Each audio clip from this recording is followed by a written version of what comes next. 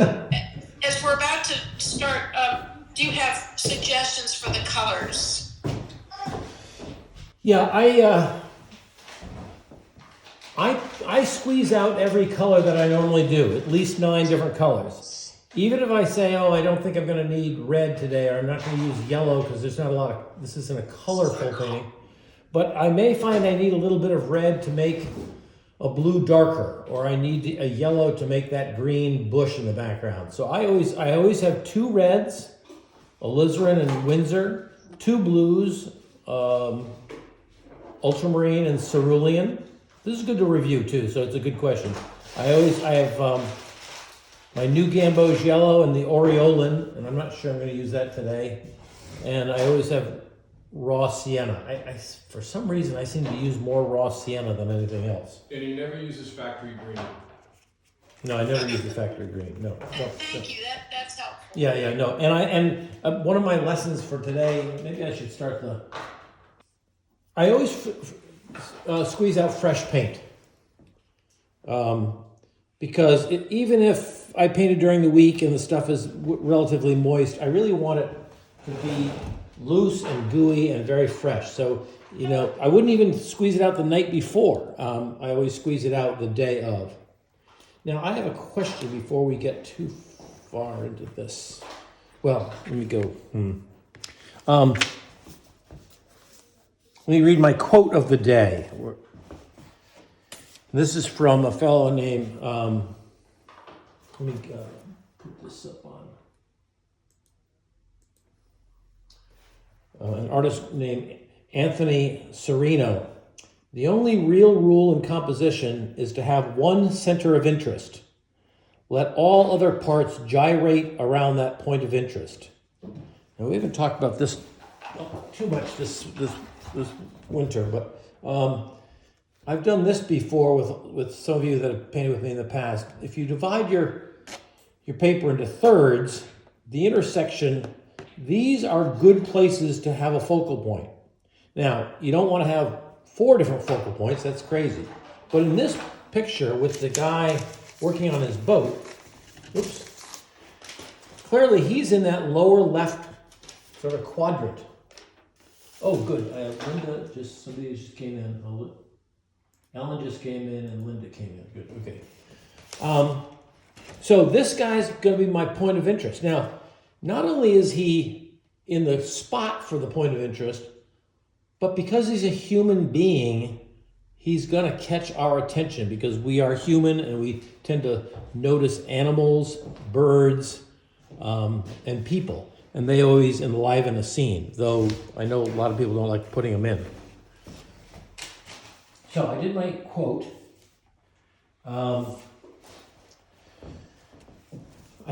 I found this to be a rather tricky. Let me get this right here. A rather tricky drawing with all the cradles and scaffolding that holds the boat out of the water. And I'll show you a way to maybe simplify this. And I have done what someone suggested last week. I've marked that my 1 is one of the lighter colors. I'm going to have the roof, I'm going to make it darker than the sky. So that'll be something different. This is very light down here, it's a 2, but my really dark ones are the dark trees, the dark here, and I didn't point, but the dark underneath that boat shed. So those would be my really 4s and 5s. So as my values go from 1, the lightest, to 5, the darkest, I've sort of marked a few areas here. I don't have a lot of 3s in this. It seems to me really light or really dark. I don't understand how to do these guys. Okay, who's moaning about the drawing? And I'm going to put one up. One more thing before we start, and that is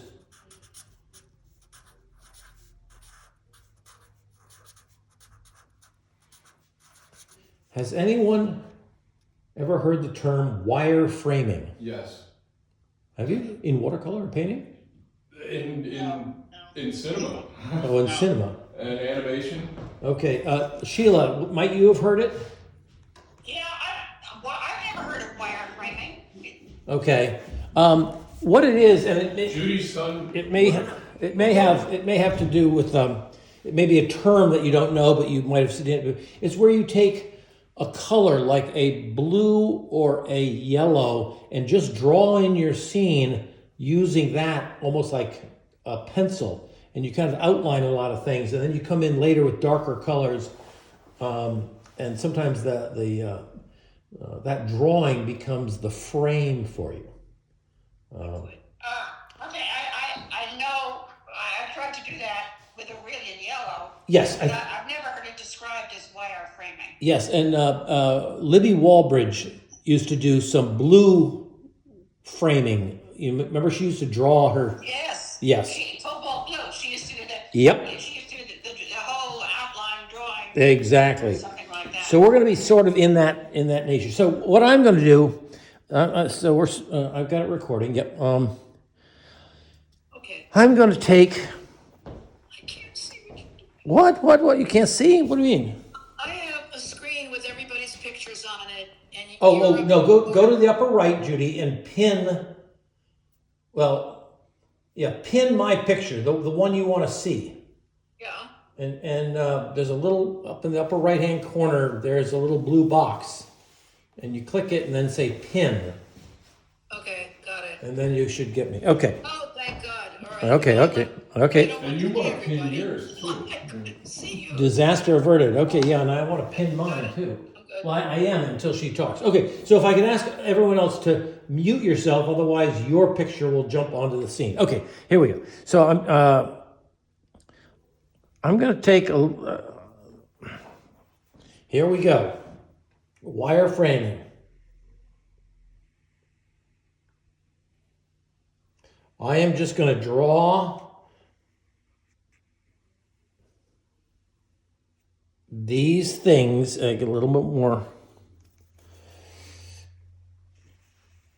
What color are you using? Well, it's a little, whoops, I just went out of the lines. Oh dear, I got, in my coloring book, I always like to stay within the lines.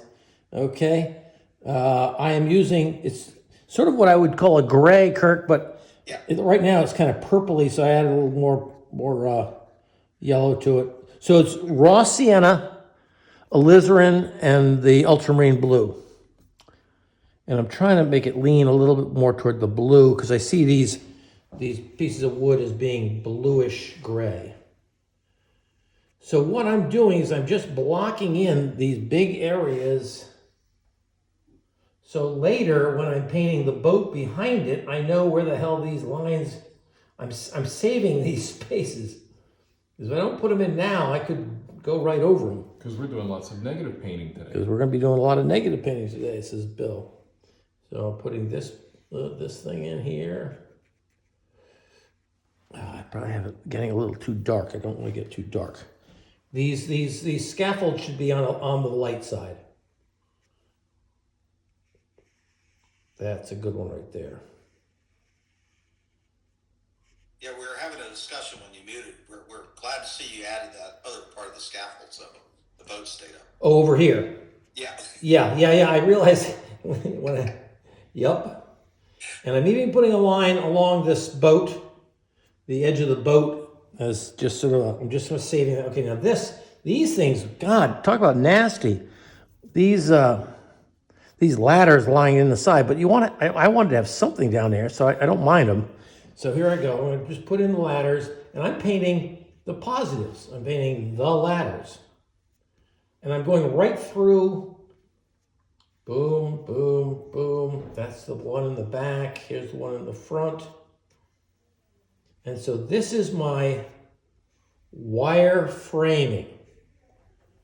And you can see why the word is called framing, because I'm framing all the elements. I'm also going to take this and I'm going to do some of the trim around this house, because later on I decided that I don't want the white of the house to be brighter or take away from my attention on the hull of the boat. I want the boat hull to be the brightest thing, and then this guy down here. The guy is gonna have he's gonna be wearing a white T-shirt instead of the yellow that you see here, because the white will just give it. That'll make it more Or, yeah. You know what I mean. Okay. Are you purposely not doing the mast? Oh, sure. That's all right. There we go. And that one's a little, when I eventually do it, that's gonna be pretty dark, but yes, I should put that in now. Good, thank you. And maybe I'll put these little portholes, these portholes I'll make darker later. I wanna save this little cleat. So I'm leaving that in there. The shadow there. I don't know if I wanna get into too much of that. All right. So I think I'm gonna stop there and let you guys do some wire framing yourself. Just drop in. It's a gray. It could be a yellow. It could be a grayish blue. See. Oh, interesting. Inch. And who did I just admit in? Okay. I don't have to worry about that. Okay, Judy, you need to mute yourself.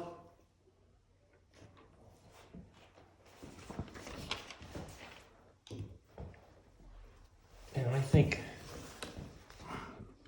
this ladder came out a little bit too pink, so I'm just soaking up some color.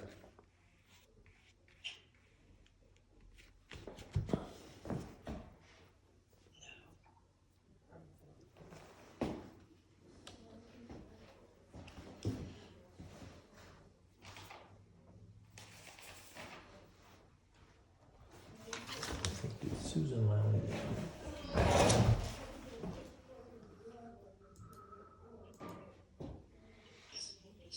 Okay.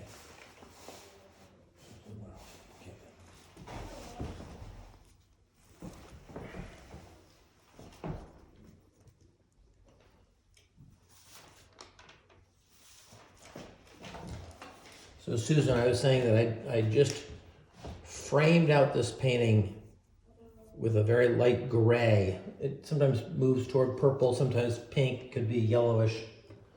But I'm putting in those struts, which I see is at times some of the lightest parts of the whole painting.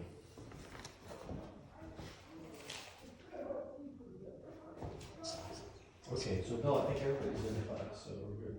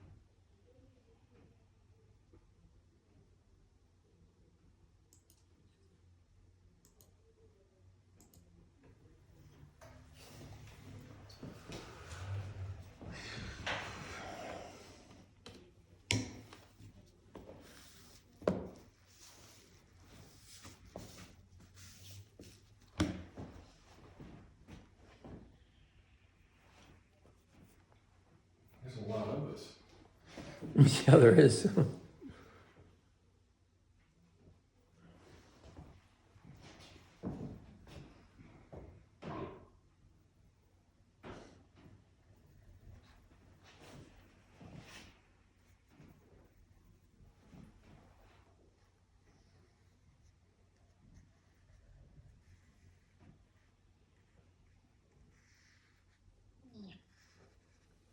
Okay, Judy, you just groaned, and because you're not muted, we heard it.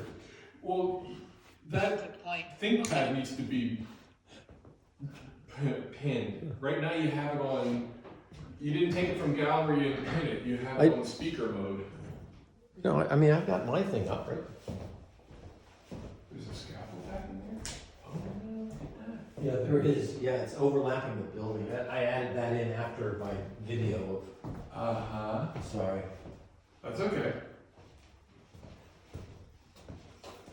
So I'm framing the windows. Yeah, I did.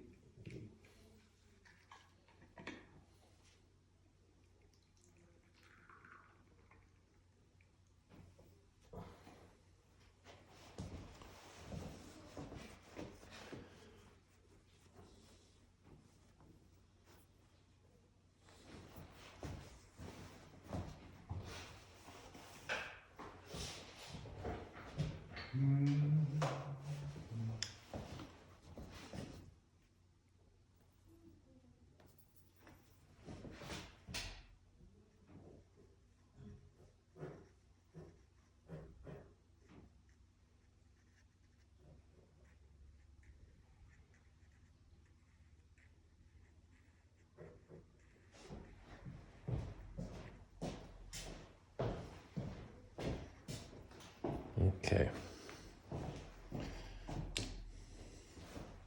Oh, you put a different scaffold in. You put one of those other kind. And while you guys were drawing in your scaffolds, I add a little bit of the flesh tone onto the figure.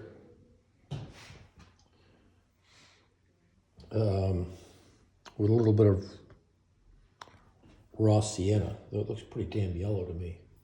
Anyway, his shirt is going, as I said before, his shirt is going to be white, so I'm not going to paint that green the way it's in.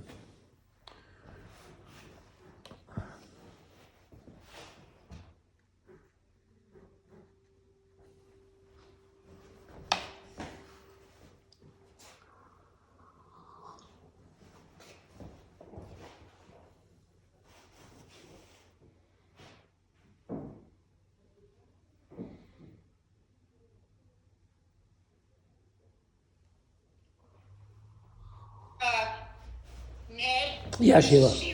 Yeah. Doesn't this sort of violate the rule of painting from light to dark? Well, I'm seeing these scaffolds as being light. Not as light as the boat. I'm going to leave the boat white, and I'm going to actually make the roof a slight greener tone. I don't want it to be so white. I want the boat to be the whitest thing. The white part of the boat, right? Yes, I yeah, get that. yeah. But I see these scaffolds as being the next lightest thing. The scaffolding. Yeah. It's very graphic, so that's going to be Right. Yeah, I know. And then some of these pieces of wood are going to have shadows on them that will be sort of dark, so it'll get kind of crazy. Yeah, easily. I can say easily. Yeah.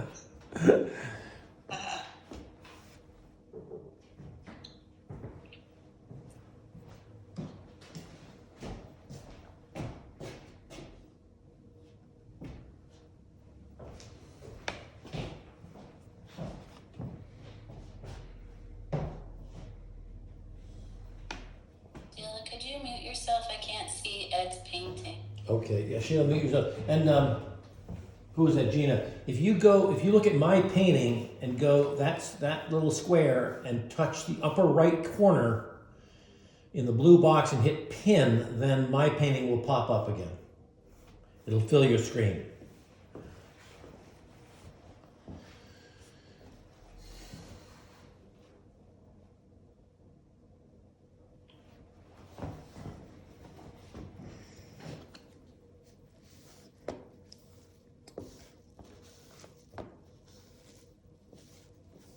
And you got some of the shadows down under the scaffold toward the water's edge, right? I haven't done that yet.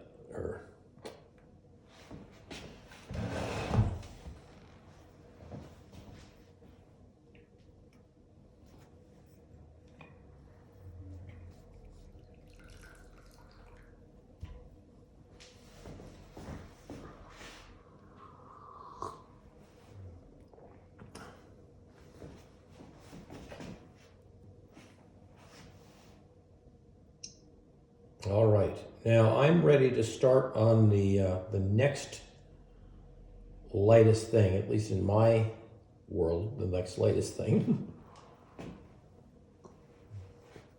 And that's going to be the sand.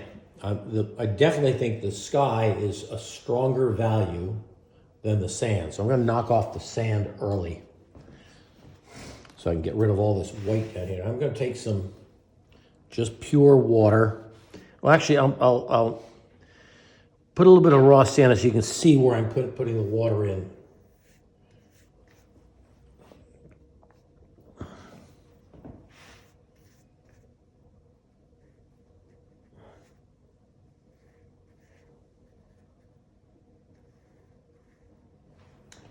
Okay, pre-wetting.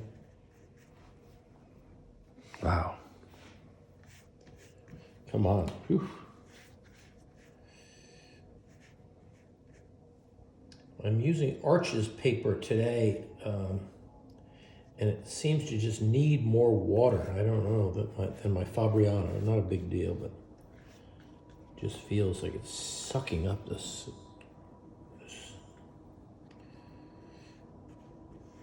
Okay, so this is my pure water.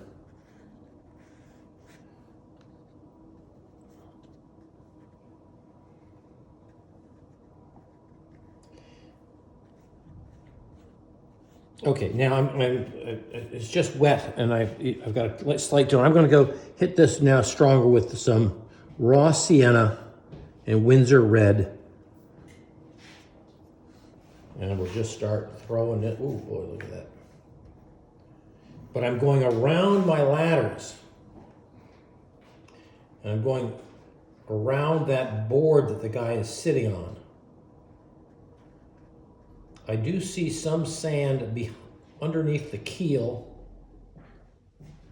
so I'm dropping that in.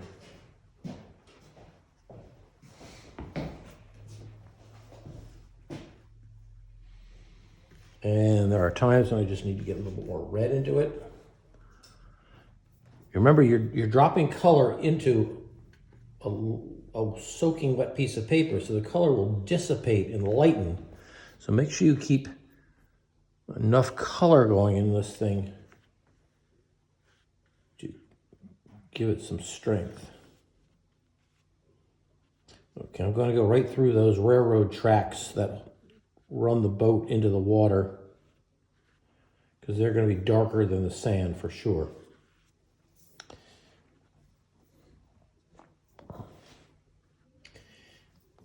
And I did something since my drawing that I did for you. I have stopped that board so that my sand can go around the board. The board running off the page just kind of bugged me, so I took a little design liberties and cut that board off. And now I'm going back and adding in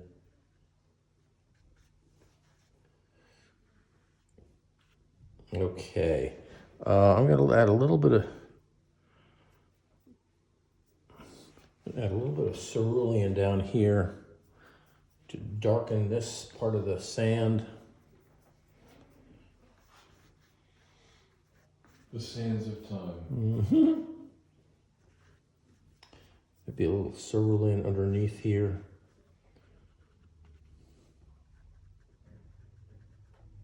I'll come back later with that.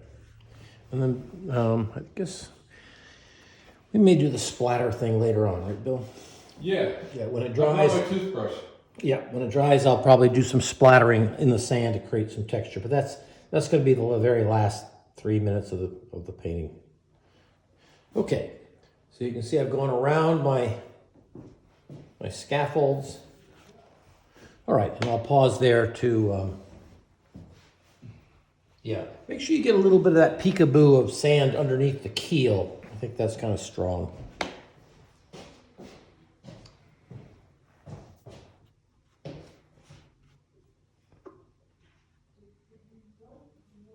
And if your color touches parts of the boat, that's not a big deal because the boat's going to be darker. So don't worry about staying too much in the lines around the boat.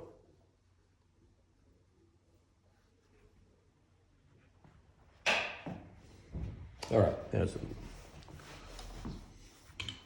Ned, could you please tell us again what colors you used for the sand? I used, yeah, sure, raw sienna and a little bit of Windsor red. Right, okay. So Thank you. that could be cadmium red, or instead, some people like to use yellow ochre is another color that's pretty similar. But yeah, good question.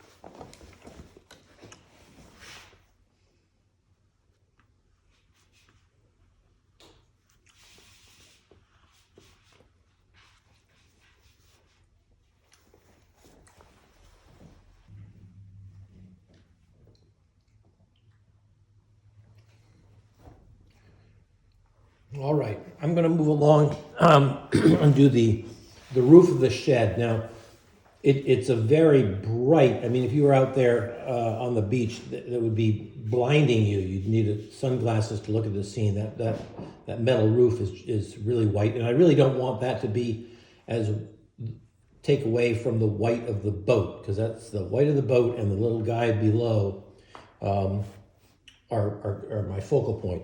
So I've decided I'm going to make it one of those metal green roofs. And, you know, as much as I like taking out my big brushes and throwing water all over, there's so many sections of this roof that I've got to paint around. I can't really pre-wet this. So I'm going to use, I just like that color on those roofs. Raw sienna and a little bit of phthalo green, phthalo blue. Watch out. Phthalo. And I'm going to put this, I'm using my flat brush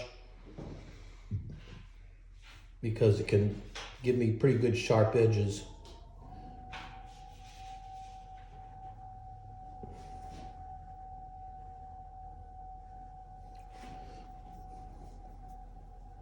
Reload the color.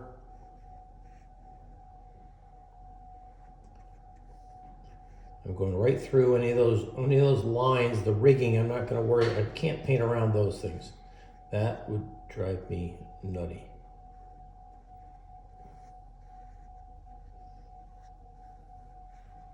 So this is not bravura brushstrokes. It's just blocking in, trying to make as few strokes as possible. Put a line right at the top and then pull it down. And just fill it in. Go right down to that, what do you call it? The gutter. Okay, one more. And I've had to mix this color 3 times, so I hopefully get the same green each time I do it. Practice, practice, practice. And I'm trying not to have little bits of white against the scaffolding parts, the cradles. A little too much. Where's the phthalo blue? It's over here. Uh-huh. And you put that out with like a little toothpick, right? Yeah, right. So I don't use too much of it. Okay, so I've done the roof. I've knocked that baby off. Trying not to go back too much with extra brushwork. So it's a pale. I chose green. You could also choose a light red, but or even a gray, but it needs to be fairly pale tone.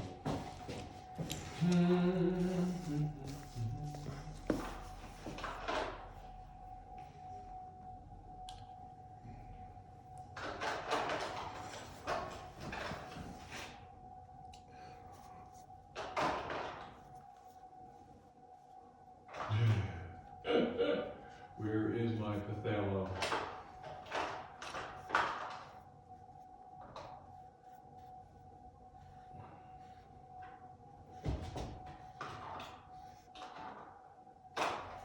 Yeah, you could use ultramarine too, Bill. Yeah, or cobalt.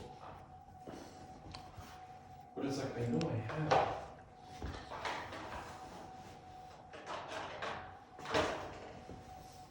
I have Prussian blue. That's about the same. Yeah. Yeah, you put it out with that. Put it out with Q-tip. Excuse me, Ned, could you give us the colors again for the roof? Yeah, I use, and again, you can a phthalo blue or Windsor blue and a little bit of raw sienna. Bill is using a Prussian blue, which can is pretty close to phthalo. It's strong. Yeah, Thank you. sure. You said the phthalo, the alizarin crimson? No, I did phthalo and raw sienna. Oh. And Ross. Yeah, to get a green. Yeah. Okay. Man, that's strong.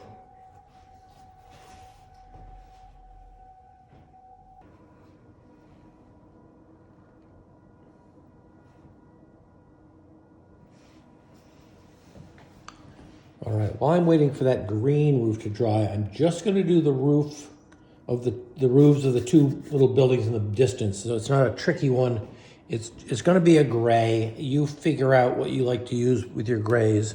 But I want to get that done before I do the sky, so that they don't the sky and the roof don't blend into each other.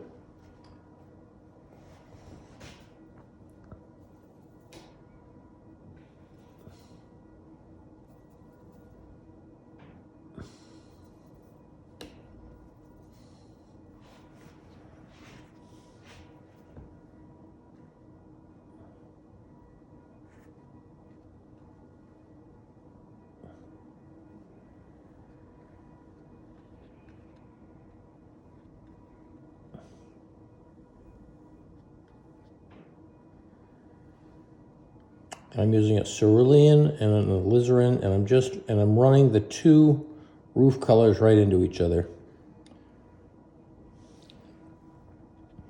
And then I'm going to leave that.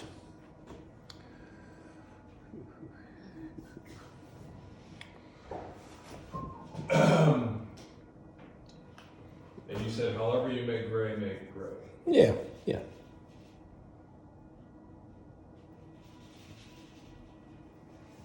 Or whatever you make.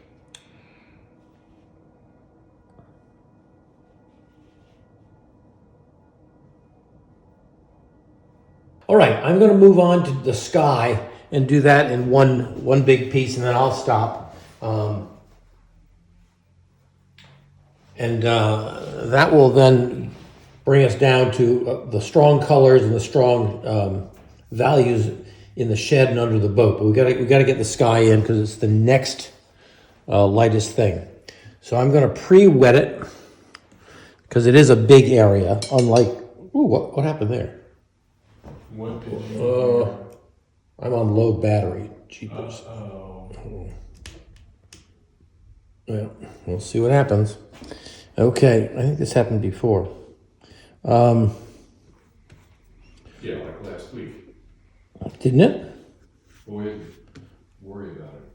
Okay, I'm just using some cerulean so you can see where my wash is. I'm just putting some just water, but I'm putting color in it so you can see it in the video.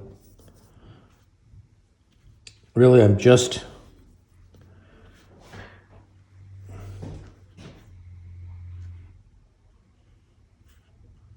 going around this house or the roof of the house, right in through the trees because the trees are going to be darker. I think I'll go around that chimney and come right down to the sand. Okay, I'm going to take this and go up, put a color in there, and then take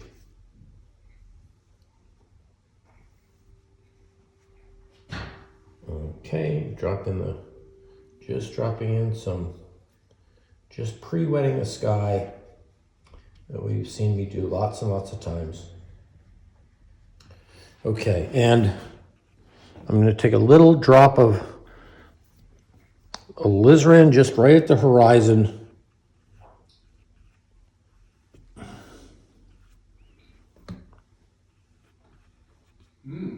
Red sky nights, always polite.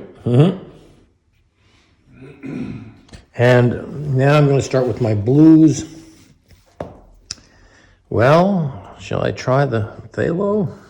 Phthalo with some cerulean.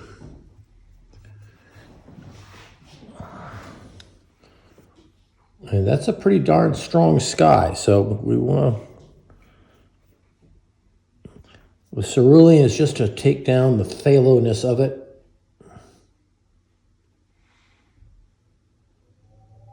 Go right up against the roof edge, across here, and hopefully let those colors blend right at the horizon.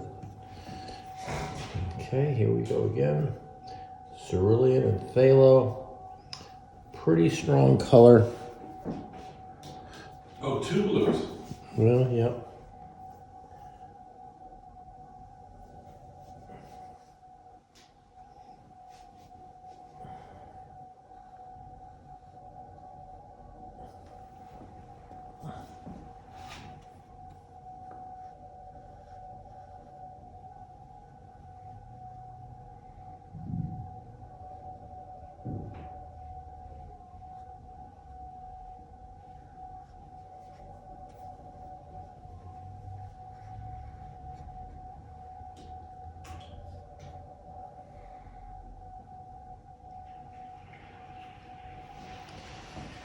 I think the sky needs a little more strength, I'm going to take a little bit more phthalo and just throw it across the top in one or two strokes and let it blend itself down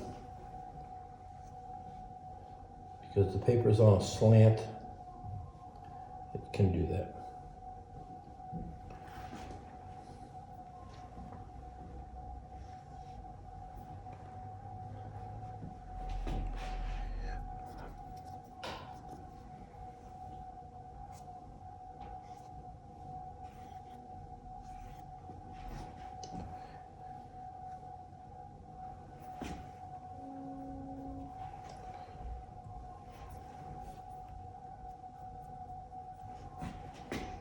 Okay, and I'm going to leave it alone.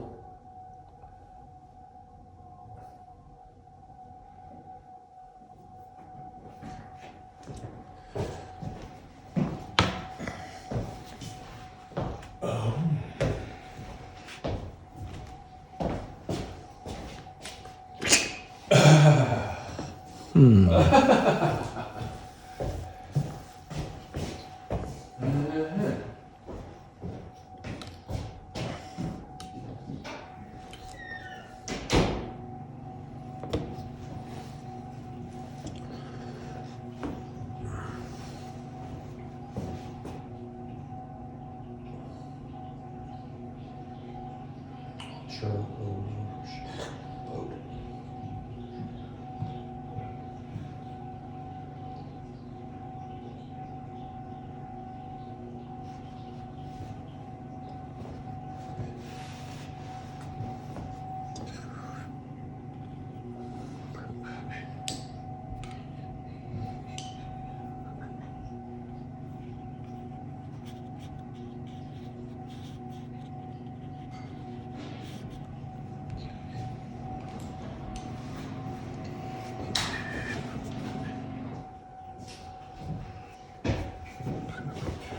So the sky is cerulean and phthalo. Yep. And It could be ultramarine and phthalo. I mean, it could be ultramarine and cerulean.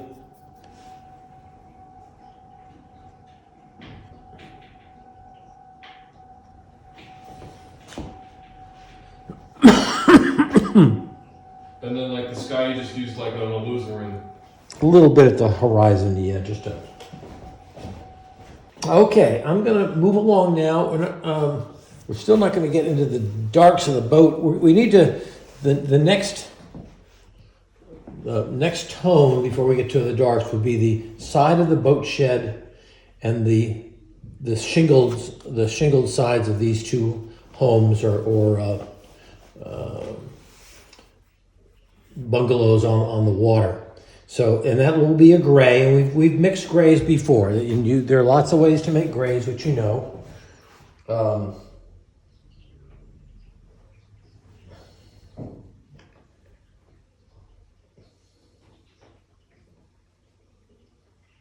Okay, and I'm also going to do a little bit of shadows of the boat. So that'll be another gray. So I see that shadow there, and the shadow up in here is pretty close to the same color, same value. So, okay, so we'll take a little bit. I'm going to my go-to with alizarin and ultramarine and raw sienna. That gives me my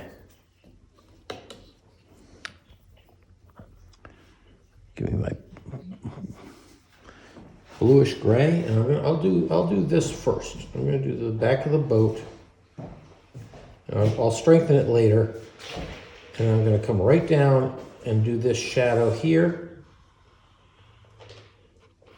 And while I have it, I'm going to just put some water, pure water, right at the line there to soften that line so it's not quite so hard. Okay, and the same over here. I'm going to take this right from the top, go around the scaffold stuff.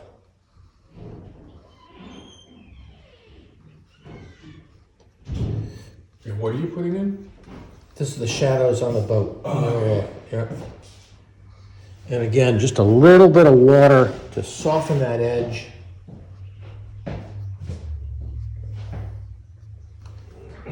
Less. Okay, so there's that. Now I'm going to take that same grayish blue. I'm going to go into this building back here. And let's get a little more light. I'm going around the rudder thing. And I'm going around the trim around the windows. I'm going around that.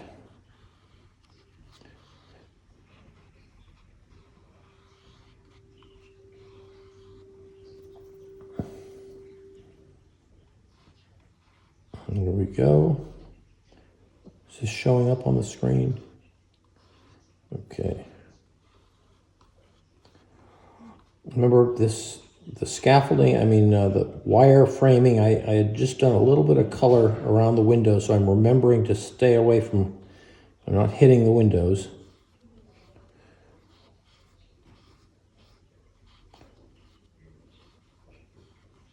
There's that, and I'm going to take this up into here. It's a little darker under there. This is under the porch up there. It's a little stronger.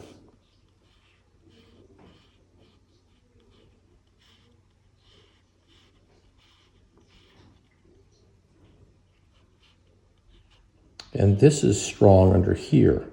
It's underneath an overhang.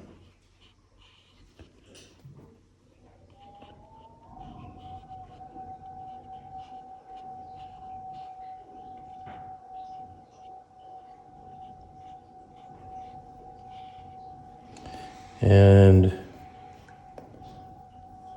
the other house,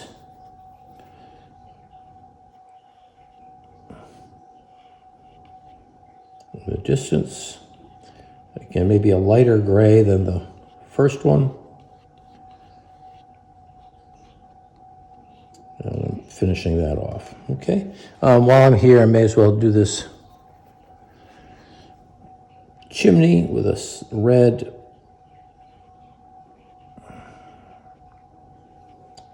with a little bit of blue in it, so it's not bright carnival red. I like to put some reds in my shadows every once in a while. That's pretty good, right? Okay, so I've done, of course, I need to do the side of the gray side of the, I got my phthalo got mixed in with these colors, so back to my grays. I'm going to do the gray side of this boat shed.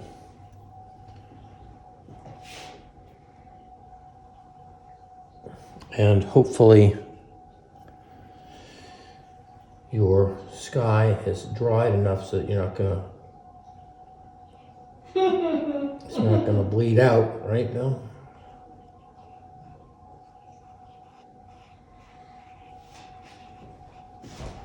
Didn't we try the idea of a hairdryer once?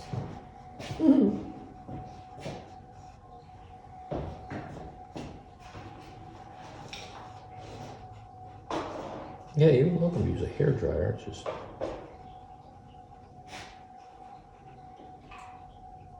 okay. So there is my building.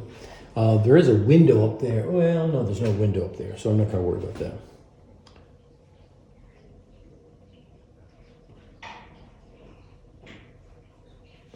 Okay, so I've done the grays of the shingled houses. I've done the gray of the side of the boat shed, and I've done a little bit of gray in the shadow of the boat itself, on the hull of the boat.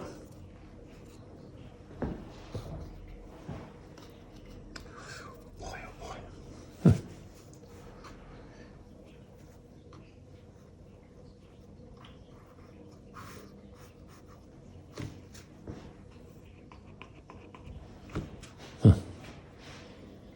Okay.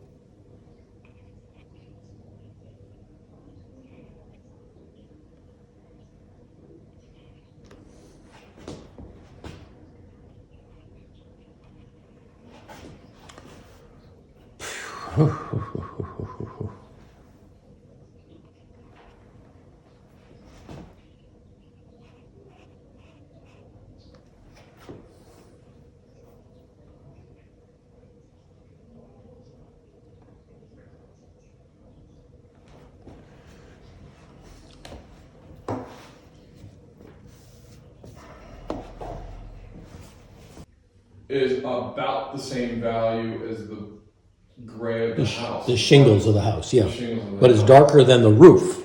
Yes. Yep. Well, it's darker, But this is watercolor, so you gotta change the color a little bit to make sure that, and then add the darkness. No, yes, no. Yeah, I don't know. Yeah. I'm separating it with warm and cold at first.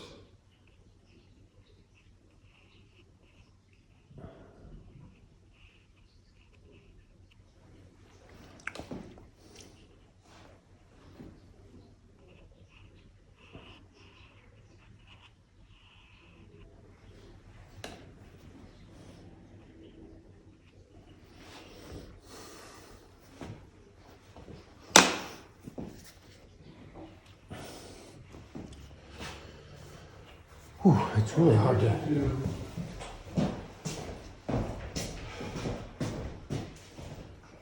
Oh, you made the other house on the other side. Oh, these are even darker. Oh, yeah. Yeah, I made that second house just a little bit lighter, I guess. Well, and a little bit differenter, greener. I bumped into some yellow and it got on my brush and I like, oh, heck. Oh, so otherwise it'll be the same. It was raw sienna, so it just. Okay, well otherwise it's gonna be the same. Yeah. I can do that.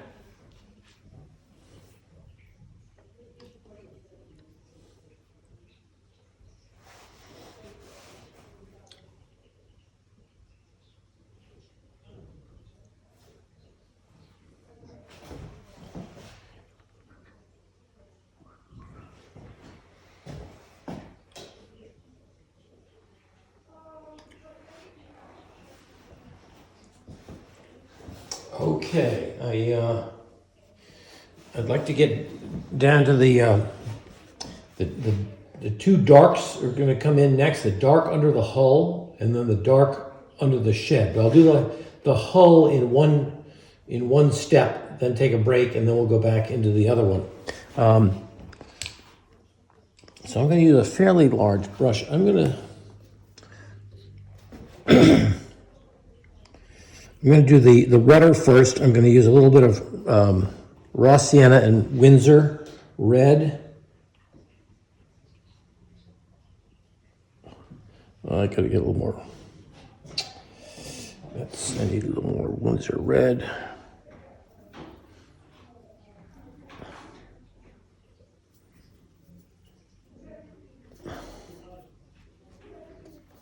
I'm not getting it. I need to get more and more red in here. Okay, it's looking too orange. Okay, here we go. Here's the Windsor red with the raw sienna.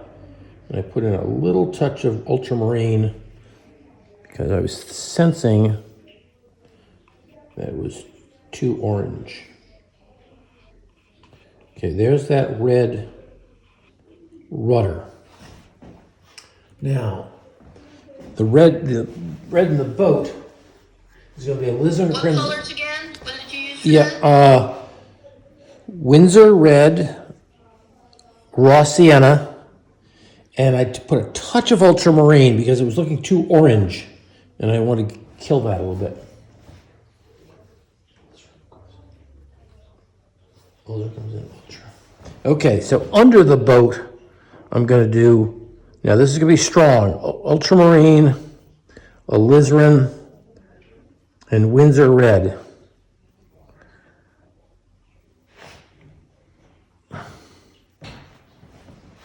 There it is. Oh, whew.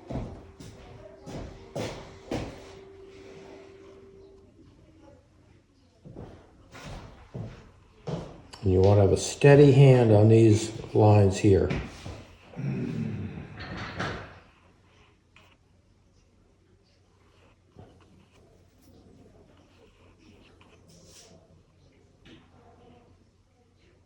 Right down to that keel.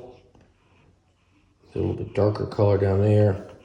And this is not, we talked about gradation, this is just a solid color.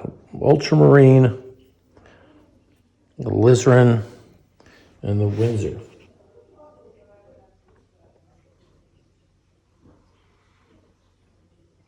I'm using as large a brush as possible so I can use as few strokes as possible. Sometimes I outline my shape and then I just fill in the middle. Okay, I gotta be careful going around my guy.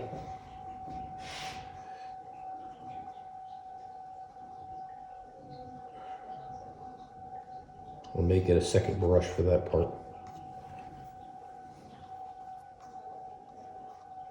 And you're just sticking anything that'll make it dark as hell, right? Yeah, the ultramarine always darkens it up. Not Thalo? I'm just staying away from that, yeah. You could use phthalo.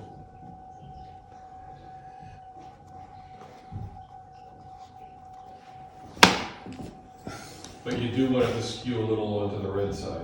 Yep.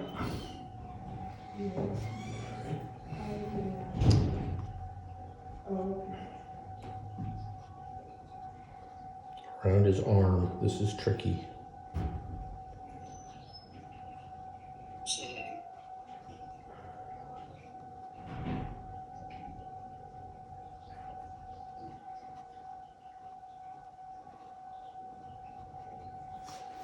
This pot of paint there. Okay. And right across the hull here. Got to go around his hand. And his will be a white shirt. Okay, ultramarine. I'm reloading. I'm just filling it in now.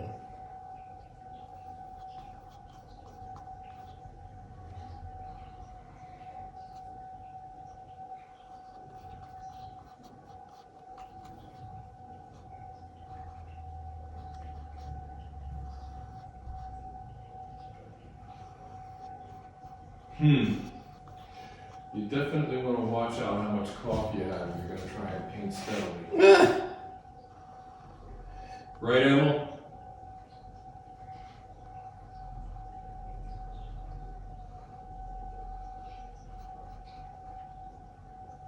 Okay, now we're painting in between the ladder. This is the negative space drawing.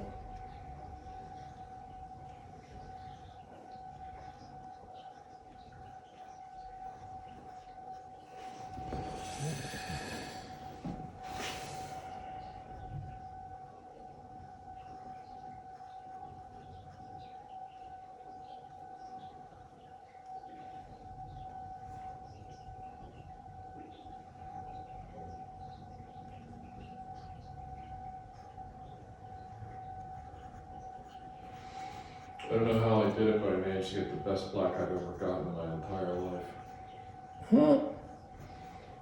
That's not what we want though, right?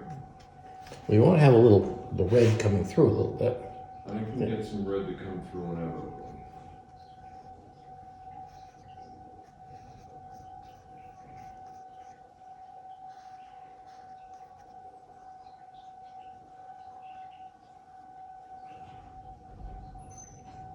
Okay, and right at the bottom of the boat itself is a really dark section. So I'll add a little bit more dark to that.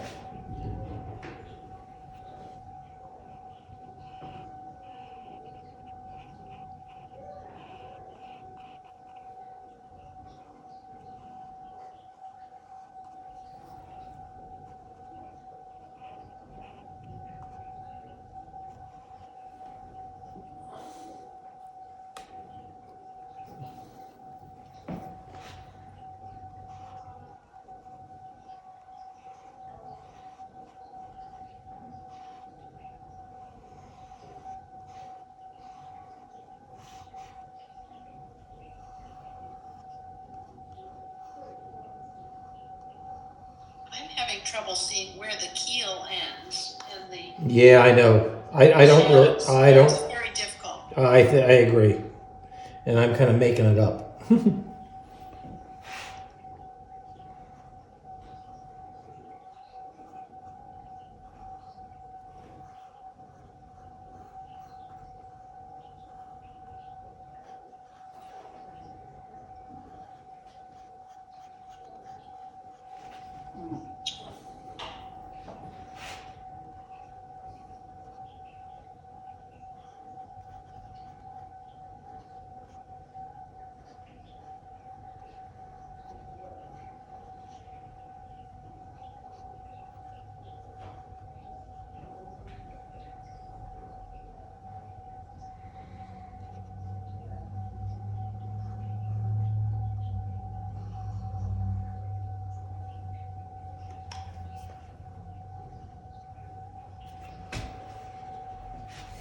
when we're seeing Joan?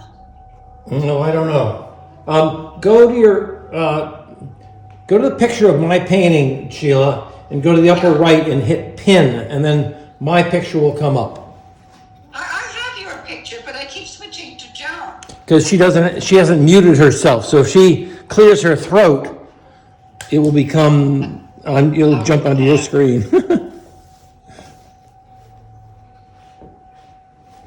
Now, can you tell us the color you use for that dark shadow underneath? Now I'm going to lose you.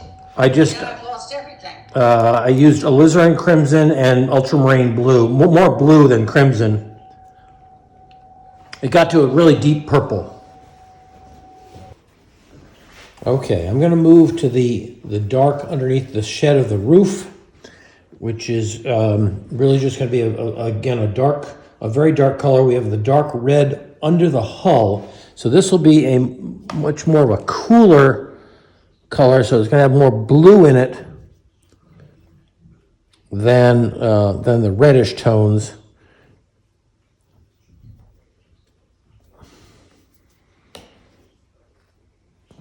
So it'll be a cool. If I get a little bit of alizarin in there, it really kills it. Okay, so where am I going to start? I'm going to start right here.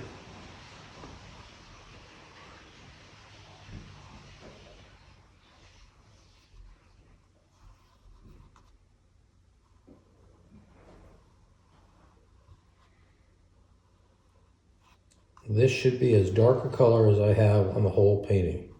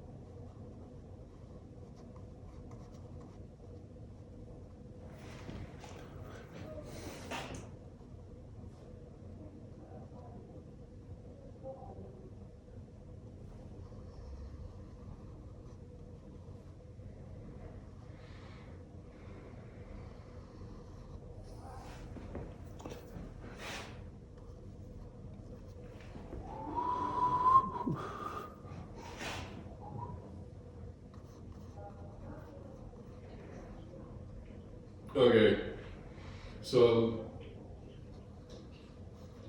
that's serious. You said that's like your blue. It's got more of a blue tone than the one underneath. It's basically your black with as much. Yeah, with the blue showing through. Heading into the cold. Yep. Sounds like a job for the Prussian blue. We want dark, we got dark.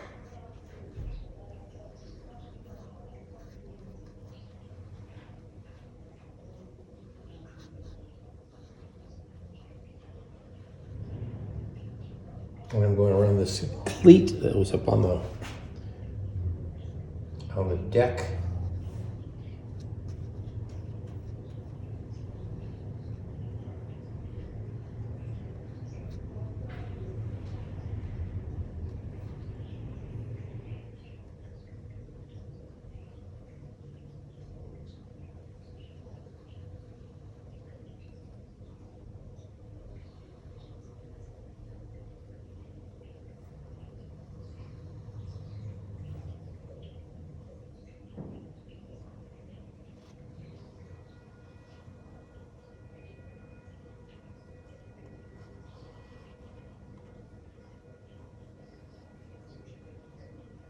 Do a little bit of line right at the edge of the roof, and leaving a little sliver of light. It's that gutter that kind of hanging out there.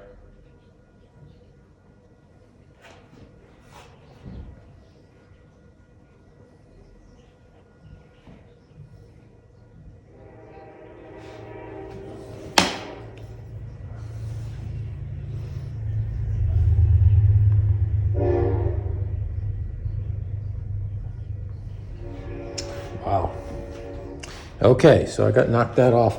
And while I've got a dark, I'm gonna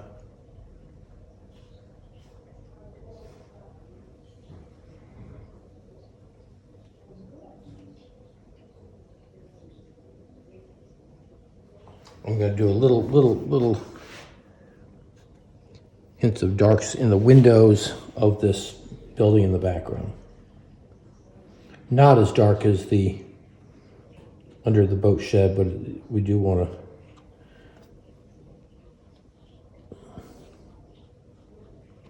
drop a little color into there.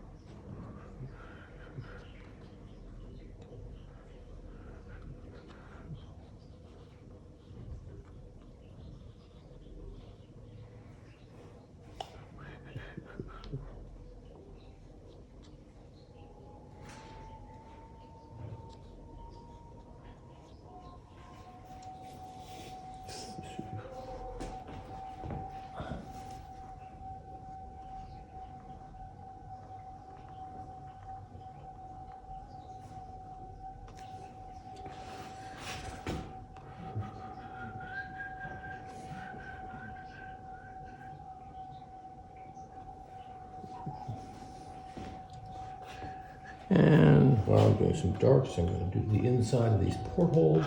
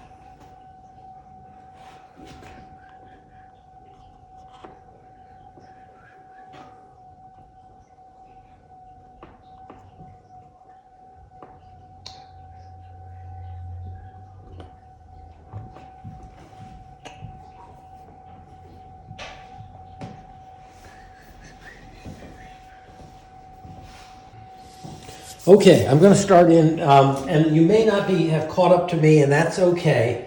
The steps that are left are to put in the trees around those buildings,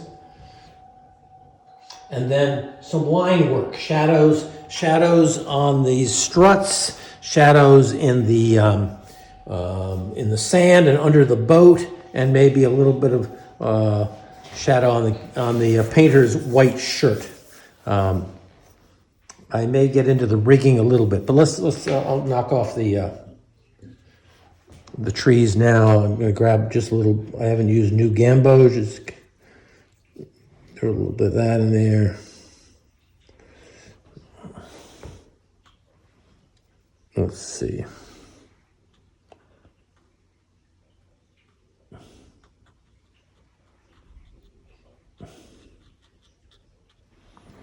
Okay, new gambos.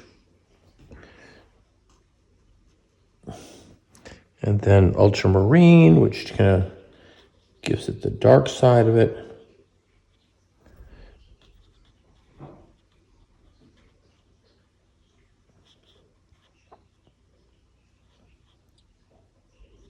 I am going around this chimney.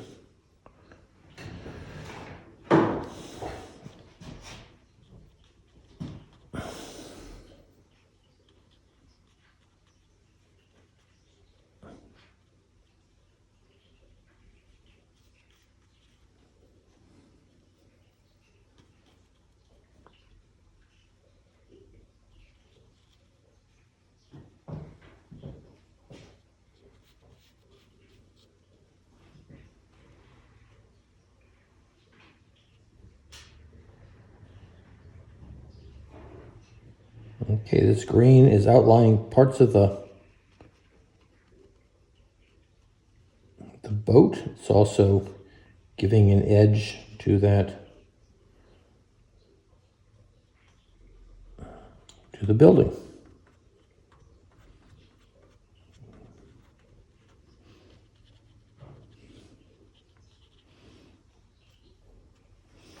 Okay, that's that. I'm going to do some burnt sienna on the mast because we haven't really gotten into that. That's a little darker than the other struts and scaffolding that we have. It should feel like a good dark wood, and it will be a little bit thicker than the other struts.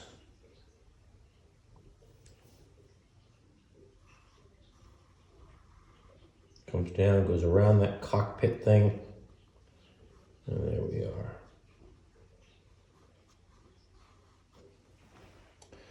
There's the mast.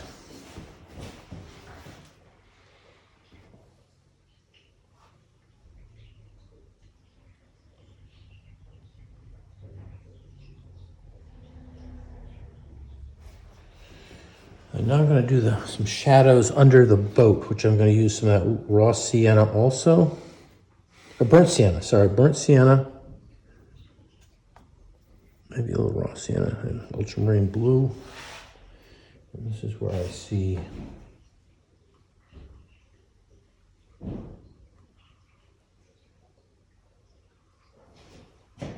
the shadow under the board here.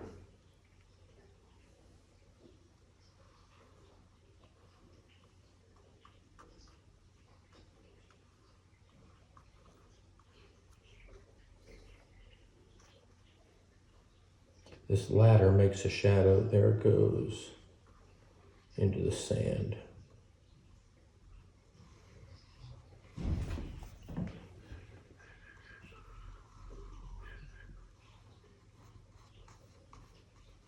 So this is the shadow that the boat is making on the sand underneath it. And you're making that with what? Burnt sienna, a little bit of ultramarine.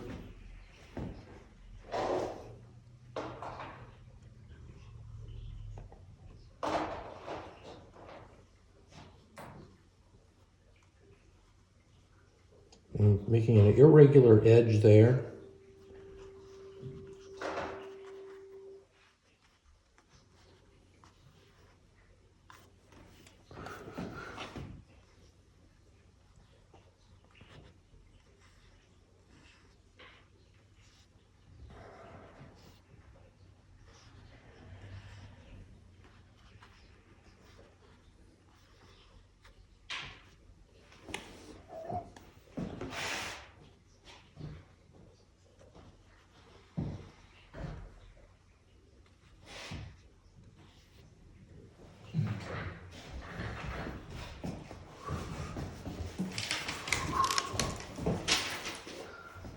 Here's where I'm putting in my splatters down here with that same burnt sienna and ultramarine. Give a little bit of texture in the sand.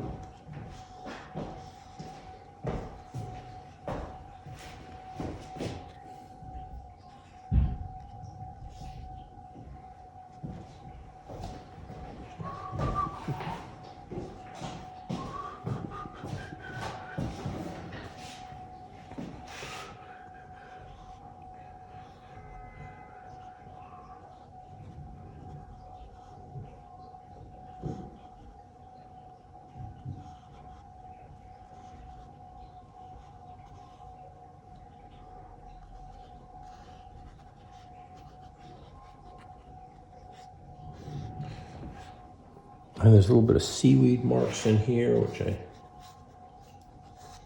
use some dry brush.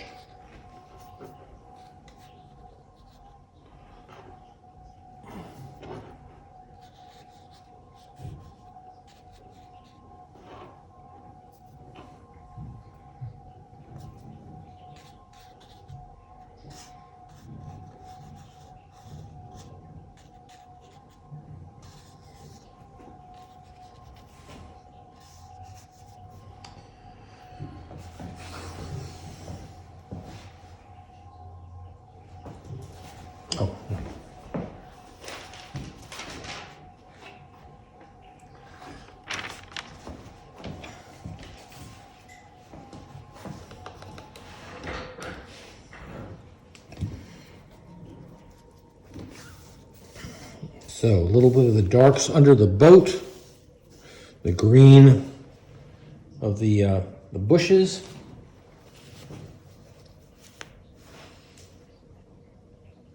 And I'll finish with these struts, these supports.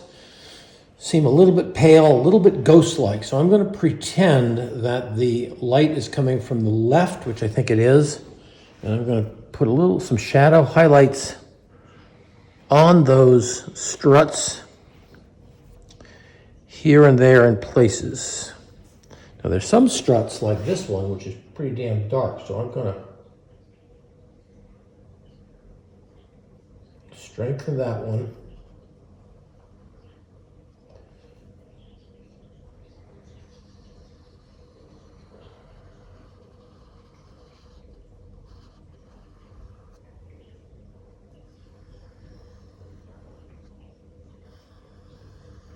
So I am just putting some highlights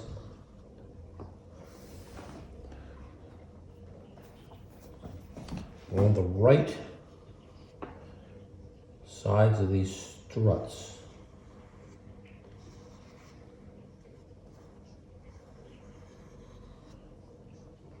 This one looks pretty dark though.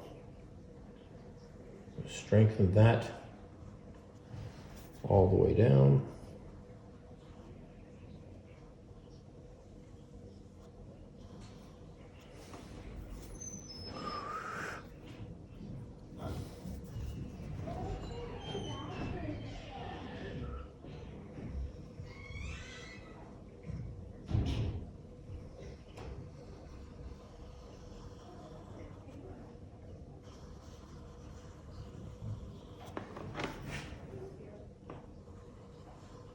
So I'm just creating a shadow side to these struts. Let's see, and in the ladders, I'm going to do the same.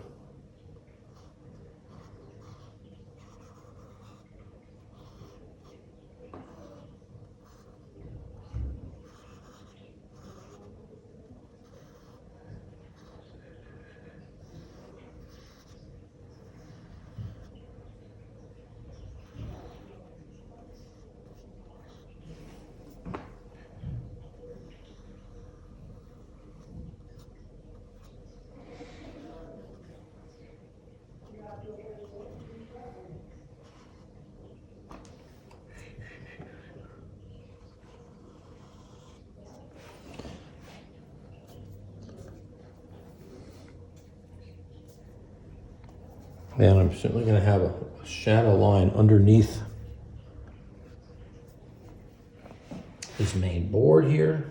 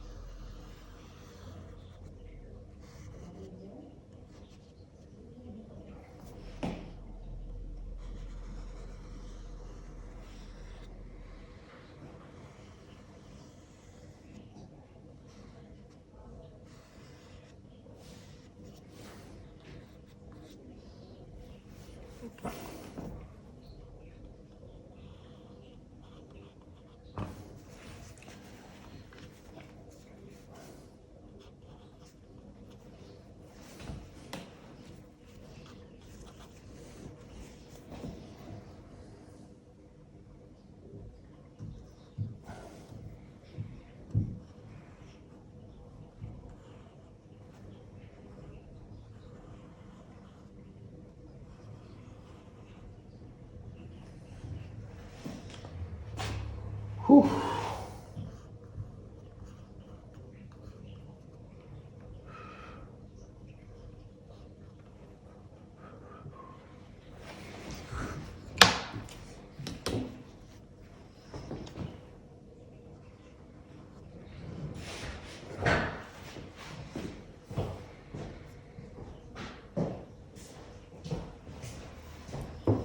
Ooh, that's tightening up pretty good.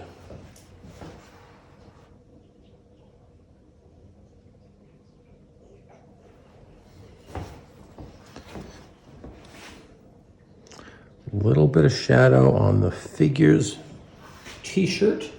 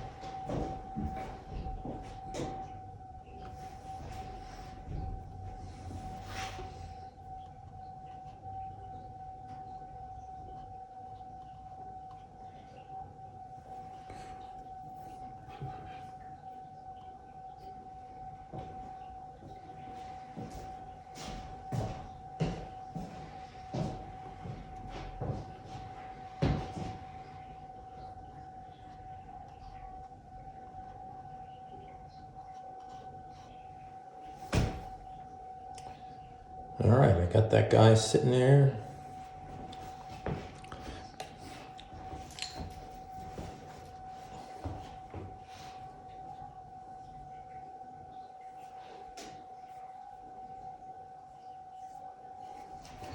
The last thing I'm going to do is some lines for the rigging. I'm going to kind of save that and get for the last few moments, let you guys keep painting so you can take a moment to watch me finish this painting off.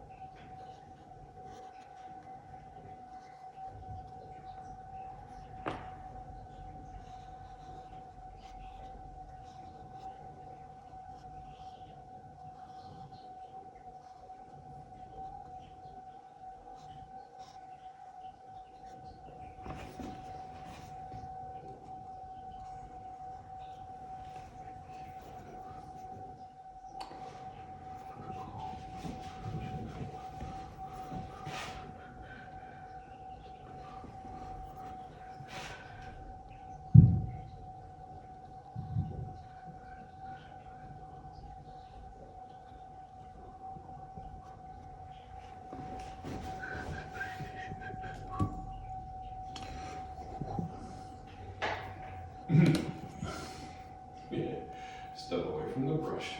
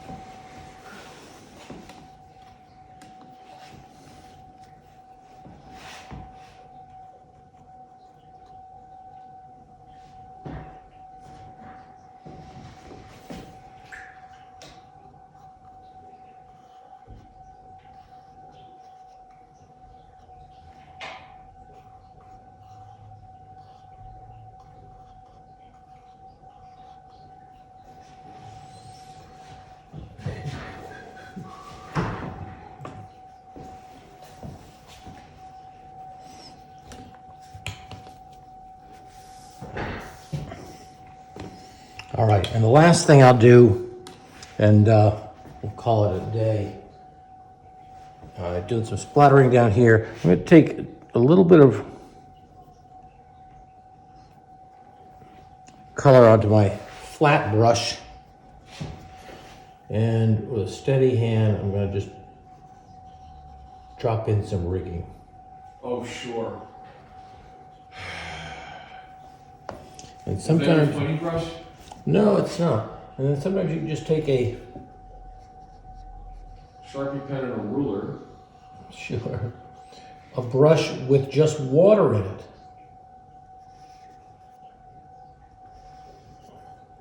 And carve out some lines.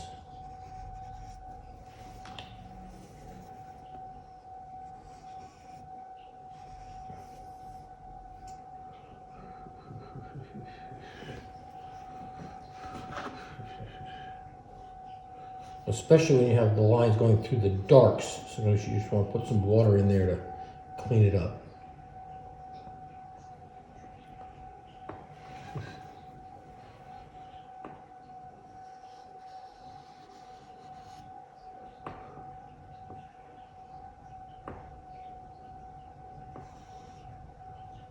There's no way I'm going to try to do all these lines, but I do want to get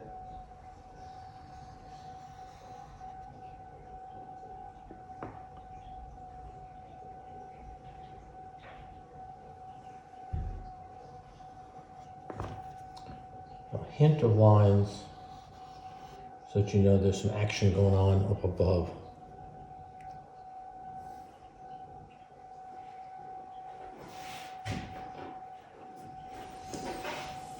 At that point, I think I'm about done. I can kind of look if there are a few little white spots of white that drive me crazy, because I don't want them distracting from my figure down here.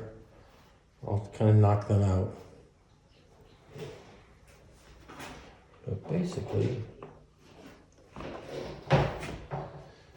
we painted this very complex scene using a wire rigging technique at the beginning, and then dropping in colors along the way.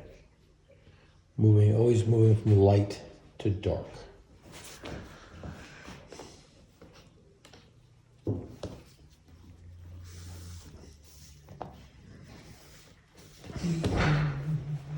Okay, I'm gonna stop the recording, Bill, there. Recording stopped. But people can still be on Zoom and ask questions and make comments for the last few steps. Okay, folks, ask questions and comments. Yep. Ned, Yeah. question about the dark color on the side of the shed. Did you use ultramarine for the blue? You're talking about underneath the roof line? Yeah. Yeah, I did, definitely. Okay. Yeah, yeah. Thank you. You knew that.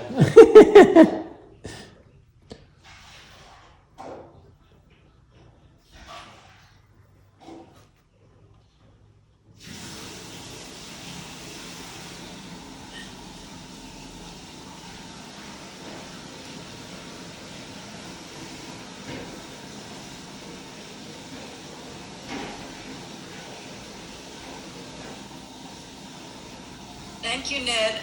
This is Sylvia. I'm signing off. Okay, Sylvia, and keep working on it, and we'll see you on Wednesday night, Wednesday at 5:30.